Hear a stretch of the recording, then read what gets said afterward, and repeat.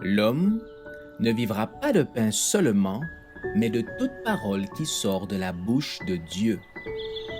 Voici votre moment de méditation quotidienne.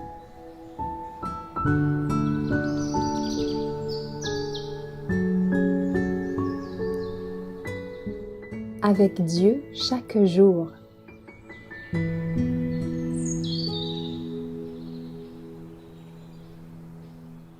Le témoignage d'une jeune captive, le 6 août.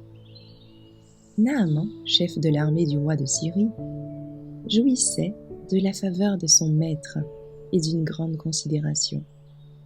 Mais cet homme fort et vaillant était lépreux. Or, les Syriens étaient sortis par troupes, et ils avaient emmené captive une petite fille du pays d'Israël, qui était au service de la femme de Naaman. Et elle dit à sa maîtresse, « Oh, si mon Seigneur était auprès du prophète qui est à Samarie, le prophète le guérirait de sa lèpre. » 2 Rois 5, versets 1 à 3. Bien que traitée en esclave et transportée loin de sa patrie, cette fillette continua à rester fidèle à Dieu, favorisant ainsi inconsciemment le dessein que le Seigneur voulait réaliser lorsqu'il avait choisi Israël pour son peuple. Tandis que la jeune Israélite vaquait aux soins de ce foyer païen, elle s'attacha à son maître, se souvenait de ces cures miraculeuses qu'avait opérées Élisée, et elle dit à sa maîtresse, « Oh, si mon Seigneur était auprès du prophète qui est à Samarie, le prophète le guérirait de sa lèpre. » Elle savait que la puissance de Dieu reposait sur Élisée, et elle croyait que par cette puissance, Naaman pouvait être guéri. La conduite de la jeune captive dans ce foyer idolâtre nous montre d'une manière frappante l'influence profonde qu'exerce l'éducation sur un enfant.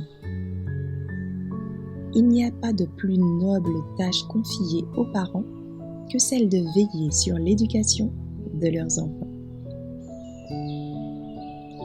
Nous ignorons de quelle façon nos enfants seront appelés à servir. Ils peuvent passer leur vie dans le cercle familial. Ils peuvent s'engager à travailler en commun avec des personnes ayant la même vocation qu'eux.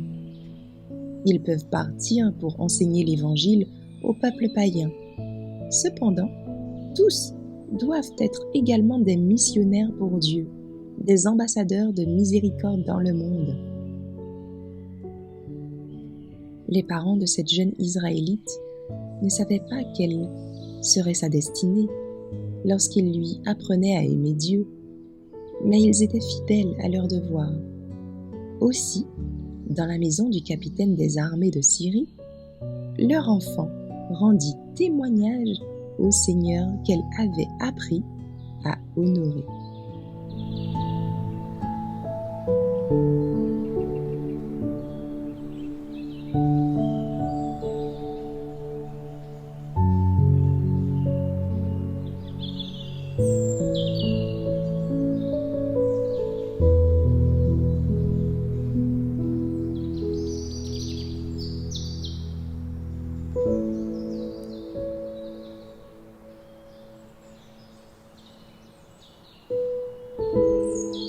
Merci d'avoir écouté cette présentation.